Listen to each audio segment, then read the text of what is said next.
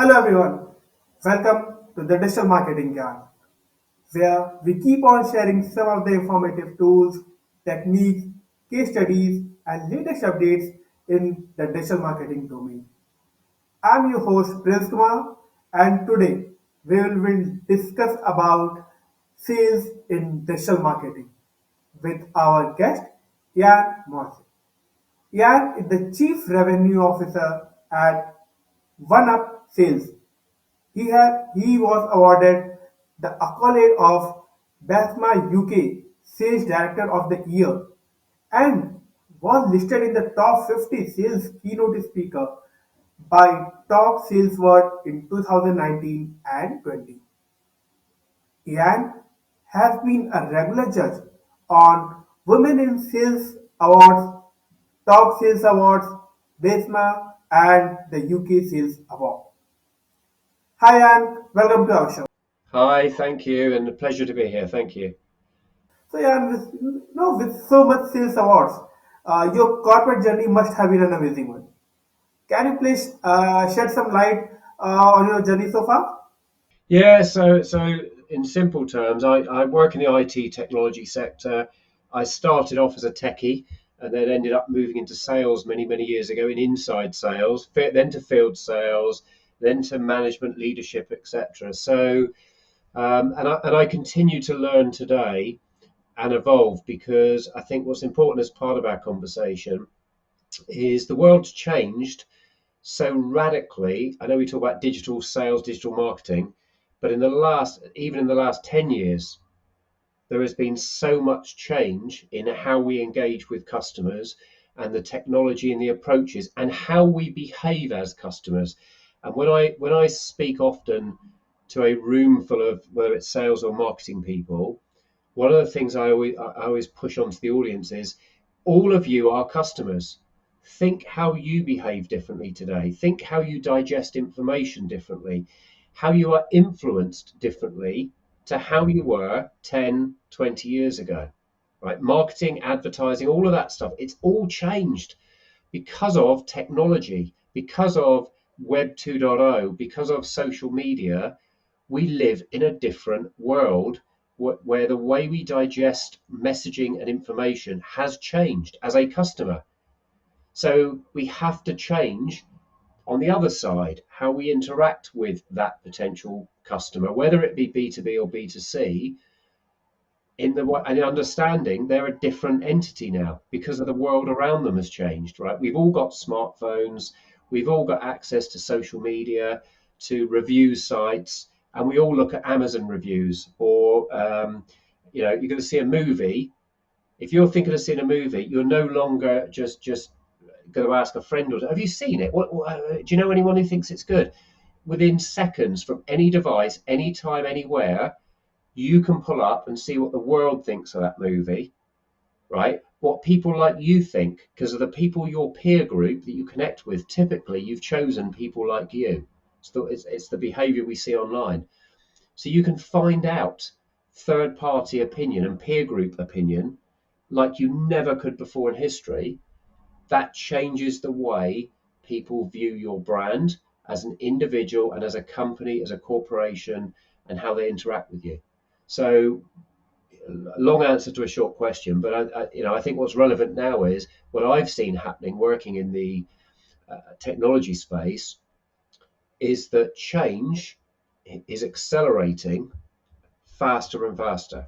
It used to be we thought technology moved quickly, and in 5 years you'd look at how things had moved. Now we're looking at on an annual basis, and there are a plethora of tool sets out there for all of this stuff, right? For email marketing, digital signage, whatever you want to look at, there are tons of innovative tech products out there that weren't there 5 years ago. Definitely, definitely. So every day means it's a kind of new kind of learning. Today, if we are learning everything, then we are not sure that will it be relevant tomorrow or not. We have to keep on updating with the latest changes in this technology that is happening day by day. Yeah, we have to stay relevant to the audience. right? So I always say to people, when I look at this and work with other marketing leaders, or as I do today as Chief Revenue Officer, own sales and marketing, the first thing I want to understand is who is the ideal persona customer for the product or service? Who is that? Because it isn't everyone. There are very few products or services where there might be a wish of the business of we'd like to sell this to everyone, but that's not realistic. Realistically, who is your target customer? Who is your ideal persona customer, and how do they behave? Where do they get information from? Where do they get validation from? Where's their digital footprint, right? Because there's no point looking at the world going, oh, there's all this digital marketing we could do if it isn't relevant to your target audience. If your target audience is of a demographic, perhaps an age group, perhaps a particular vertical market sector, but is of a demographic where they're not on social media, right? So, for example, in technology sector, people are on social media because it's part of inbred into what we do. But if you go to another sector, there are other industry areas where social media is just not used. How many lawyers are on social media and stuff because they realize that there's limitations of what they can do based on the market segment they're in. So it might be that you could run every Facebook ad you want in the world. You could do every LinkedIn automation technique you want, and it will have no impact at all if your target persona is not on the platform or is not operating in that way. So there's not one style or approach fits all, and too often I see generic approaches around digital marketing or discussions around it that here's a cookie cutter thing, just use it. Well, firstly, understand who your persona target market is. Secondly, where they operate, how do they behave as a customer or consumer, and then is this relevant to that? Because if it's not, you could spend all the money you want on it, but it's not going to generate the results because it's not the right one solution does not fit all. One type of content does not fit all. In some segments, writing an informative blog drives a lot of inbound interactions onto more gated content that drives, inbound lead flow. In another segment, it just doesn't work that way. So you've got to understand what is applicable to your target audience, what is going to work, and work that out. And that's again a bit I think that a lot of people miss, that they look generically of we've got to be on social media, we've got to create lots of blog content, and we've just got to push loads of look how much we did, look at all the activity we did. Okay, is it generating any results? And if not, is it because your target audience isn't reactive to that style of information on those platforms? So, Jan, you have been into the sales part where you have been, one of the leaders in your market. So, can you help us understand what is social selling? Yeah, so it's interesting. I've been through an evolution, I guess, over quite a few years, and people ask me, well, what is social selling, and how did you get into social selling? And the whole truth is by accident, because in trying to stay relevant to the target customer, I saw the change start, the biodynamics starting to change, where people weren't interacting in the same way with your content, that the old techniques weren't working and generating the same results. So I'm constantly, and even today, I'm looking at, well, what's changing and what's out there that you can change at this end, right? Selling and marketing to the customer. And started to realize that, well, social media, people are starting to use social media and research it and look for informative information there, right? So where you might have posted a blog before and then done a newsletter and sent it out there, often perhaps they're finding it now on LinkedIn, or they're finding it on a Facebook group that's relevant to what they're interested in, right? And there are groups on all these platforms where people that are interested in, whether it be, artificial intelligence, whether it be accounting practices, whether it be best new design techniques, whatever it is, there are specialist groups on these platforms where people group together interested in these niche subjects. And that's often where they get their influence from, and that's often where they get their information from. So what you've got to figure out is, and I was looking for is, well, how do I get to my target audience? And there's two things there. With social, I think the two differences are, one is how do I get to them directly? But two is how do I get to them indirectly? And what I mean by that is, if someone's in my target profile audience as a suspect customer, but they don't follow any of my social accounts, any of our company accounts, firstly, they're not going to see anything. We can create as much content as we want, but they're not going to see it natively. They're not, because they're not following us. But who do they follow? Who does influence them? Because they will follow industry influencers. They will follow leaders in their segment, right? If there's or membership organizations and things such as this.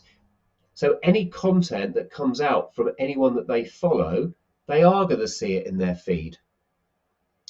So the trick then becomes, how do you engage? How do you create content that reaches your target audience indirectly? i.e., either someone reshares it that is likely to have the following. So if there's a membership organization, right, whose membership is my target audience, how do I get them to reshare my content? Because if they share it, it's gonna reach the target audience because they're following them. And then that target audience might come to your site, might go and gate across another piece of information, or over time, if you can programmatically do this repeatedly, might organically follow you directly, in which case they're now seeing your content directly. But you don't just, too many times I've seen people go, right, we've set all the social accounts up and we've written some great blogs and content and we've posted it. And what we've also done is gone and got all of our staff through what we call social advocacy. I've got all the staff to reshare it. Okay, but if your target audience isn't following you or your staff, your information, your content, no matter how good it is not penetrating their feed. They're never going to see it. So you've got to think differently about this stuff. So that led into social selling, right? Because what I realized a long time ago is, actually, normally the voice of the company is solely marketing. And marketing will push something out and they'll try and get people on their mailing lists. But if you've got, let's pick 30 salespeople who have worked in your industry segment and worked for competitors before, and they've built their own personal network of people, influencers and journalists or whoever that is in your vertical niche or territorial segment, they will have followers who are the people you want to get your content to. Number one. So one is you can use social advocacy for them to share good content. The second one is those individuals could also create their own content if you trust them and empower them to do so. And this is where I think the real challenge comes, because for a lot of organizations, this has always been a marketing owned part of the business. Right, the marketing wraps their arms around, we control content, we control where it goes, we control logos, brand, everything is corporate marketing police. And then along comes things like social selling, which is using social media platforms from an individual salesperson as a way to engage a prospective customer into what leads to, at some point, a real world conversation. Social selling is just about using social media to get engagement. It isn't about sending an email to someone like you used to send them an email for marketing. Send an email to 500 people and hope some of it comes back. That's not social selling. Social selling is about very targeted. I want to sell to you, so I'm going to research you. I'm going to understand the type of content you digest. I can see who you follow. Who do you share as contacts? Can I leverage a piece of content through one of those to you? Can I get a recommendation or endorsement? Or is it a longer game where I follow your content and I interact with it authentically to a point where you notice me in a professional manner and think, Ian made a good comment there, and you comment back to one of my comments on your shares, for example, and we end up slowly feeling like we know each other a little bit, and there's some rapport and commonality there that ends up in a conversation, right? It's a very different approach to marketing, pushing stuff out, trying to drive people back to a website to gate the content and get you gated as fast as we can. Social selling is much more subtle, and it needs to become from an individual. It's not something you can do at a group or controlled level. But that often leaves marketing people uncomfortable because you've got salespeople now potentially out there that you might call rogue, not under your control, right? They're interacting and commenting on things that's not under corporate control. It's been proven to work. There are plenty of stats and reports out there across the globe. Social selling works, but you've got to get past that barrier of corporate control, because if you put corporate barriers in and control, social selling doesn't work, right? Because you've lost the personality of the individual. So my advice is you train people on social selling, you support it, you get marketing and sales aligned that, guys, that you can't have this barrier of control any longer. The world has changed because your customer has changed, right? The old world, the old way of doing it worked. It doesn't create the results it used to create anymore because the customers now behave differently. And you can keep doing it the old way, but you're not going to get the success rate, or you can live with some discomfort and actually we need to do things differently. And off the back of social selling comes, of course, personal branding, which is, well, if you're going to have individuals out there representing you publicly, then they need to look good, right? If someone comes back, guess where someone may come back to? They might not come back to your corporate website, right? They might cut. More likely is if I've interacted with you as a prospective customer on social media and I've seen something you published and I've shared a blog of some research that we did, which is a marketing asset. Great, thank you, marketing. But I've looked at what you've published and I've gone made a comment onto your post, whether it be on LinkedIn, Facebook, wherever it might be, that you've posted something, and I've commented and attached this document. Really interesting the point you made, but this contradicts one of the mates. There's nothing wrong with disagreeing professionally, right, and authentically. I wonder what you think about page 2.3 on this white paper, because this is a bit of research we did. Now engaging authentically, I haven't tried to sell you. If that individual starts to engage, they're going to come back to my profile and go, who's this Ian guy who's commented here then? The logic is they'll click, right? They can see I've commented and added something. You tell me they're not going to click and see who the hell is Ian out of curiosity. And the minute they do that, my personal brand carries more weight than the corporate brand because they've come back to look at, and they're engaging and they're going to look at whether they comment back to Ian, right? They're not commenting back to XYZ corporate brand, this faceless brand that they do. They're now seeing an individual human being who, well, actually, Ian, no, I think you missed the point, blah, blah, blah. Oh, I didn't realize that. Now, sometimes that might end up in other people chipping in, or you end up with a phone conversation, right? That's what social selling and personal branding is about.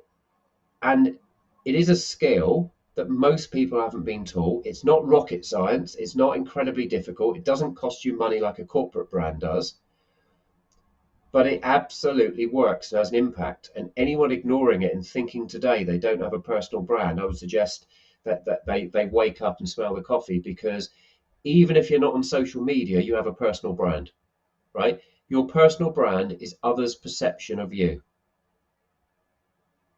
So your personal brand is anything you put out in your podcast, anything people see is representative of the perception they will have of you as an individual.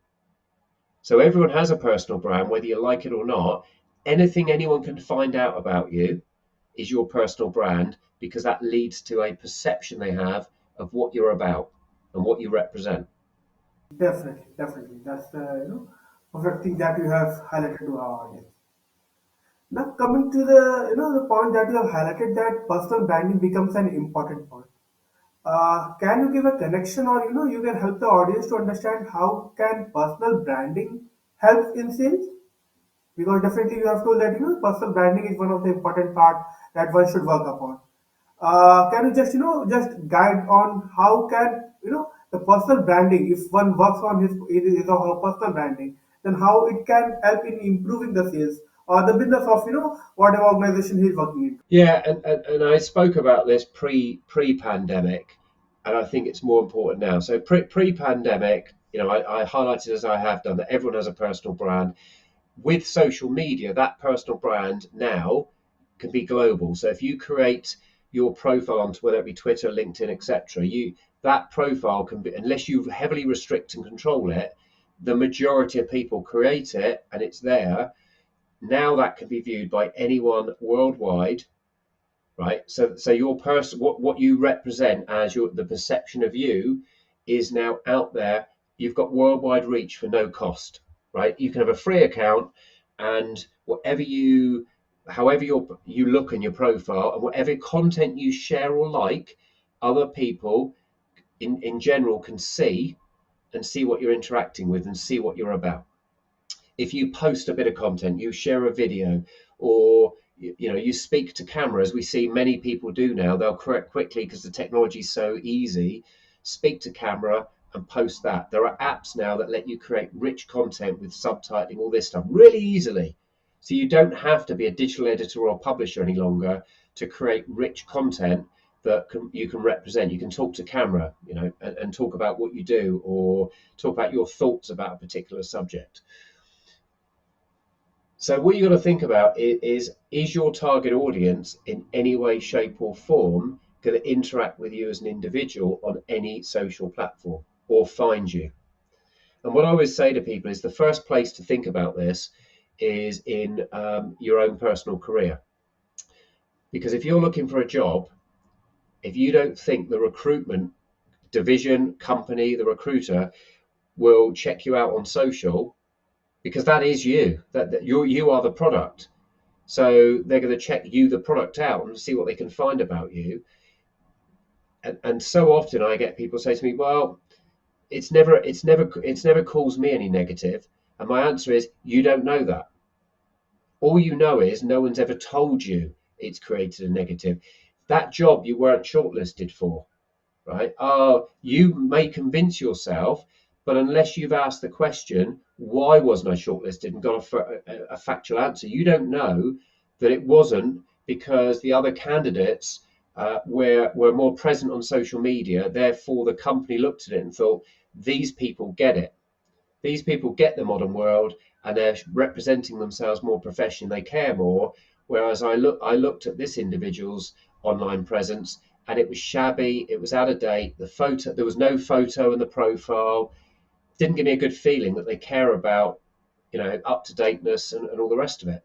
So they negated you because they had 50 candidates, and they had to cut it down somehow. And unfortunately, whether you like it or not, small micro things like that are used to sift down candidates. So, your personal brand goes with you across your career. It is yours. So, firstly, and particularly with the pandemic, as many people unfortunately have been affected in their careers, I've looked at many and coached a few and said, look, make yourself shine. Because if I'm looking at 10 candidates, the one that looks shabby online is the easy one to discount, because they don't seem to care about their personal profile and they don't get the modern world. They haven't, what's going on? Or your online LinkedIn profile doesn't match your CV. Seen that many times where the dates don't, actually the facts don't align. Well, again, attention to perception. My perception, therefore, is you don't have attention to detail.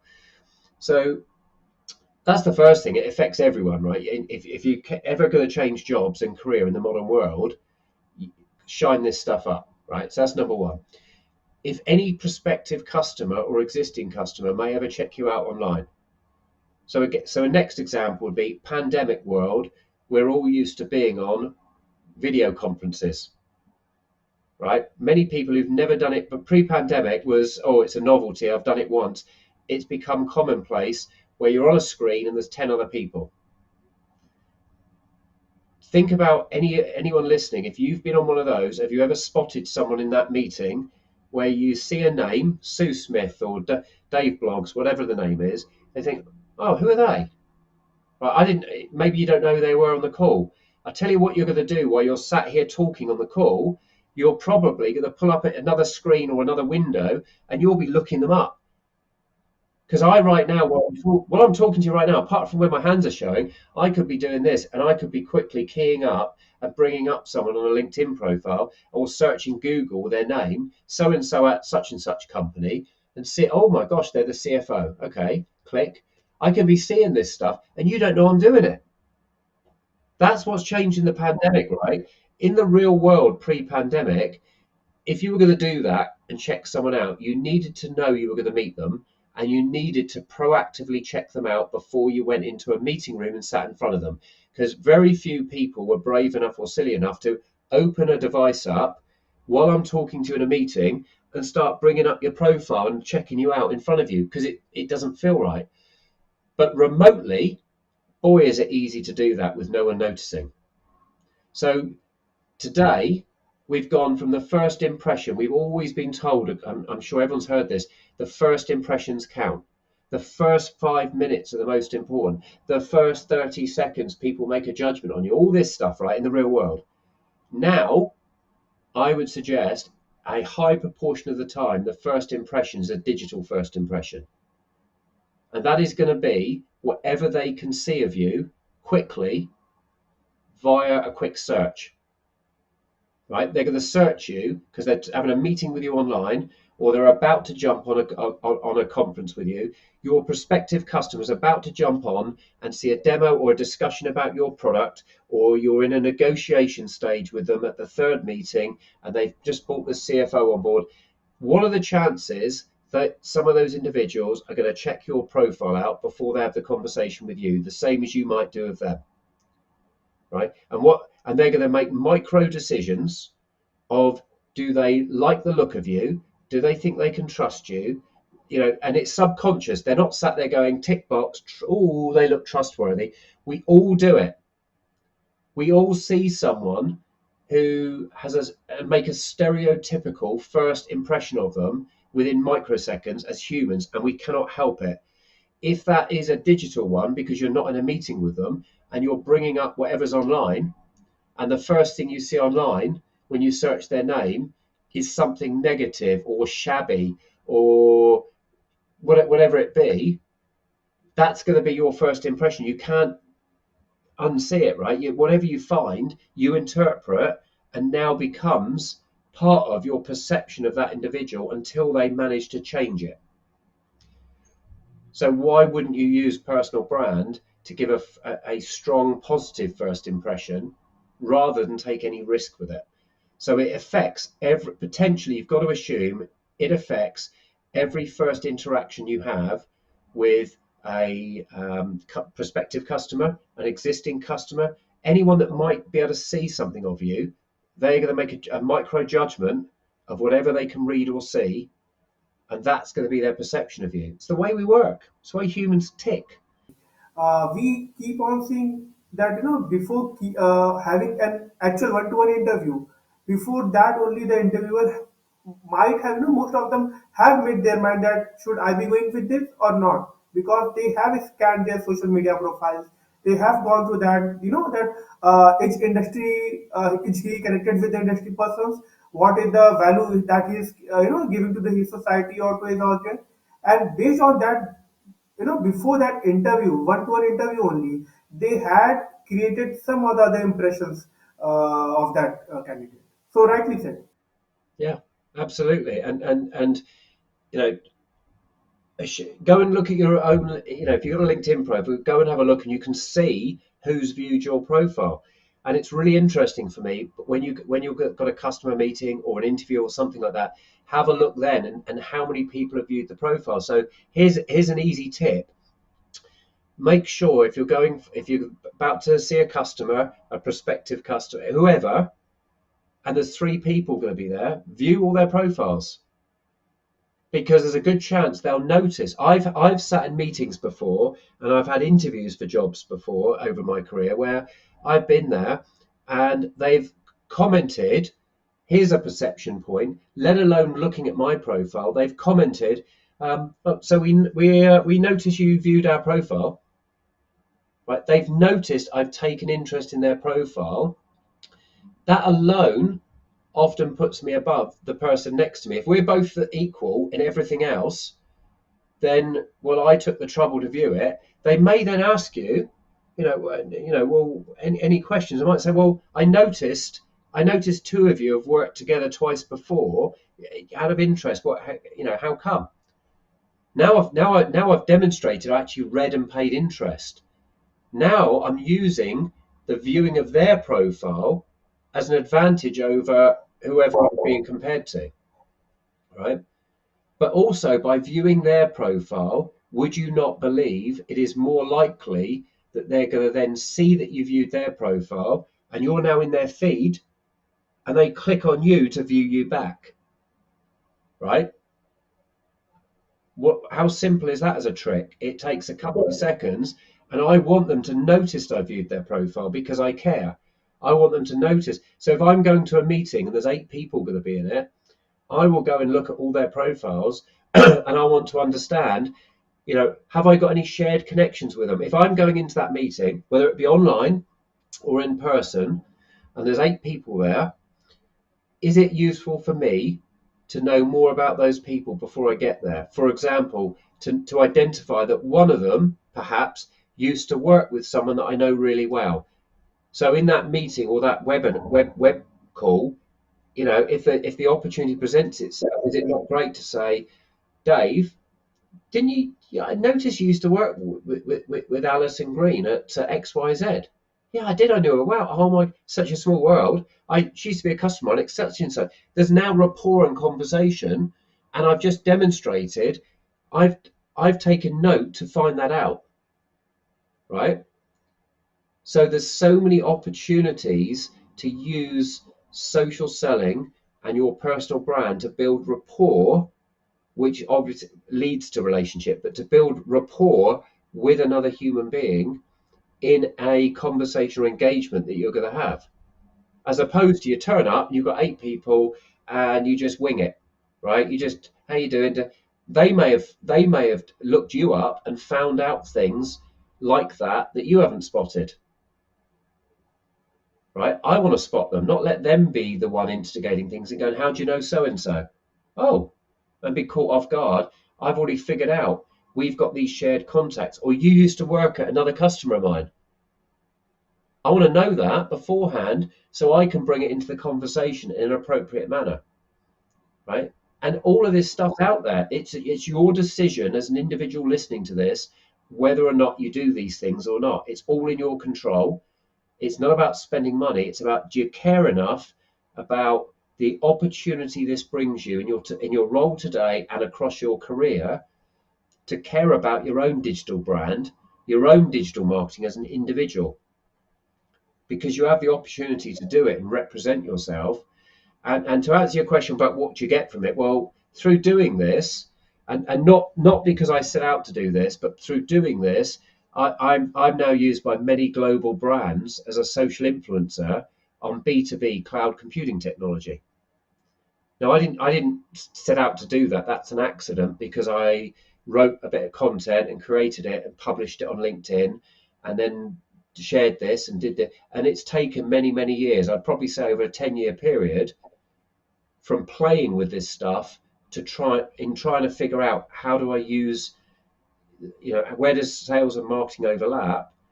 It's now led me into a position 10 years on where I have the pleasure of speaking with people like yourself, and lots of opportunities come to me. I get outreach all the time of, Ian, we saw some content, or we've seen you on such and such a list. Would you like to contribute to our blog? Or we've got this piece of content going out. Would you like to give us comment to be used? Okay, Dan. So you have briefed a lot about the personal branding and how one should be working upon that. Now, something related to personal branding is also staff social advocacy. Do you think this staff social advocacy helps in increasing organizations' branding? Yeah, and this is what I touched on earlier. This is so staff social advocacy.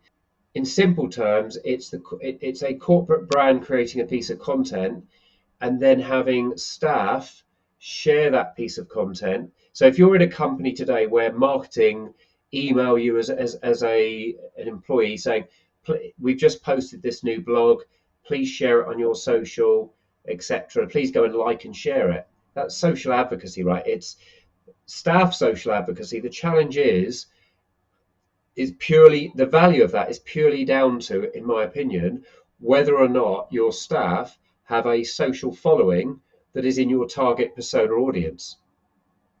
So if you've got a member of staff who's got 22 followers on Twitter, and those 22 followers are all the people at their local, gardening club or in their village or all their friends, whether they share your piece of content or not, it's not going to have any impact, right? And yes, it will give you another like or a share, but it's not going to make a great deal of difference because they've only got 22 followers, right? And the way the algorithms work on the social media, although they don't publish it, there's a lot of knowledge out there about how this works. If you get someone of influence who shares your content and they've got 3 million followers and their audience is very engaged with them, i.e., if you look at extreme example, Donald Trump or the Kardashians, their social profiles, the algorithms know how important they are with social influence on that network. So if they share a piece of content, your piece of content gets greater weighting than if you get 20 members of staff share it, who've all got 100 followers each, right? So it's not about how many people like it. It's about what is the strength of the rating of that individual in effect. So this is why when you create content, what you really want is social advocacy from influencers in the market who have got the ranking on those social platforms and the influence that the algorithms will pick up. Hang on a minute. If this individual, if you get 5 superstars, as an extreme example, sharing a piece of your content, the algorithms are going to figure out this piece of content must be a bit interesting. And the algorithms are going to push your piece of content farther and higher so more people will see it. Therefore, it likely gets more visibility, more engagement, and therefore it creates that snowball. It's very hard to fake create that snowball through social advocacy of your staff because we've got 1,000. You might be a big company, you might have 1,000 staff, so you send out to everyone, please like and share this piece of content, and 200 of them share it, and their total following across the 200 people is 3,000 people. Right, it's not going to get a lot of weighting. It's not suddenly going to make your content go viral because the people sharing it's superficial, to be blunt. So the real thing about social advocacy is identifying who are the people with influence and social impact and reach who have the audience that overlaps with your target market, right? So when I do social advocacy or do engagement or create a piece of content for one of the global cloud brands, it's because they know I've got following engagement in the cloud sector relevant to what they're interested in, their relevant audience, right? I don't get approached by, I don't know, a sportswear manufacturer because I have no profile in that sector. I have no influence, and my followers aren't sports people, or they're not their target audience. They're not horse riders. They're not golfers. So if you come to me and pay me to do a bit of content, great. But my audience doesn't match your target persona, so it's pointless, right? But if you're a golfing manufacturer, then that's why they'll go to someone who's a professional golfer or a golfing magazine or something like that, because the people who follow their content are relevant to the target. They overlap the target audience. So that's who you want to share your content, right? Go and get the #1 golfing magazine in the world to share your new, theory about XYZ in golf, or your new blog of the top 10 tips to whatever, because the audience that's already following them, their content is the audience you want to read your content and you want to engage with. So it makes sense. So that's the key thing, is social advocacy is about creating a good piece of content, whatever format that is, video, whatever it is, and then who what is the most effective way? Who is the ideal people to share this, to reach who's our target audience for this piece of content, and who does that audience already follow and engage with, that if they share it, like it, engage with it, that target audience is going to see it, right? That's the theory. It's not easy to do, right? Because you're not going to go out there and say, here's a new piece of something I want to do. I want the Kardashians to share it. Well, guess what? They're going to charge you a fortune to do it because everyone wants them to do it. That's the world of the social influencer. But in business, there are a lot of hacks you can do around this. For example, simple example, if you identify, look, there's this business influencer who, I don't know, the accountancy sector really follows, and they speak often, and they've got a profile. What you could do is create some piece of content and ask that influencer for comment. Right, I get asked this a lot, is we've created this piece of content, could you write a forward for it? Could you give me a quote that we can use in this content, which gives me profile in what they're putting together? Now, guess what? If they take a quote for me in a piece of content they've created that they're going to promote globally, and then they share it and tag me in, perhaps with an image quote of what I've said, right? And Ian Moyse quoted, bum, bum, bum. Is there a likelihood, therefore, I'm going to share that tweet? Because it's about me, it's engaging me as part of their content. It's more likely then I will share it, in which case they reach my audience because there is value, intrinsic value. They've involved me as part of it. So that's one of the tricks you can do, and I've often done, is think about micro influencers and go and ask them for a comment for your article, for your blog. Go and ask, get them engaged in it so they're part of it, and therefore there's more likelihood they'll want to share the content because they're in it. So you have talked about three important topics out today. The first one was social selling. The second was personal branding. And then the third one was the staff social advocacy. Now, one thing is common in most of them is having an authentic content that can have the real engagement. So, can you shed some light on, the authentic content that all three must follow to have a better engagement on the platform? Yeah, so across all of those, what's key, you're absolutely right, is the word authenticity, um, and giving value. So I'll add this piece in, right? Is think outside in. Why are people going to follow you or your content? Right? Why are they going to do that? And what they're looking at, why do you do it? Think of you as an individual. Why do you follow someone? Well, typically it's because, well, it's something you're interested in, and when you look at the content you get, you like it. If you glance through a feed on any of the platforms and you have ever clicked follow on something, why did you do it? Because whatever you saw, number one is you initially saw a piece of content that was of value to you, gave you some insight or value, right? And that it did it in an authentic way. And for me, authenticity a lot of the time is a non-selling way, a non-pitchy way. It's, I'm giving you some value.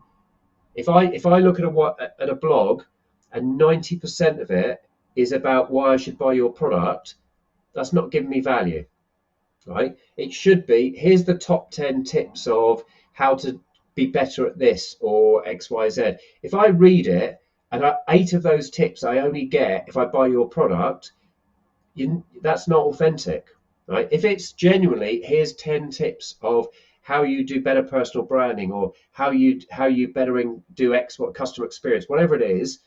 And then at the bottom you've got something that says customer quote or some validation or something that's advertorial. That's fine, because you've given me authentic intrinsic value from the time that I've given you to read your content. Okay. So usually what happens is you see a piece of content that looks of interest. It then needs to be authentic to be fair to me. If not, I've then gone, well, hang on a minute, you're trying to sell to me. You've now turned a negative. Then I've got a positive feeling. Then the likelihood is, if you do this right, they have a look at what else you've got. So that blog piece brings you somewhere, and I look at that and then see another piece of content. If you like this, you probably will be interested in ABC. Oh, that one looks interesting.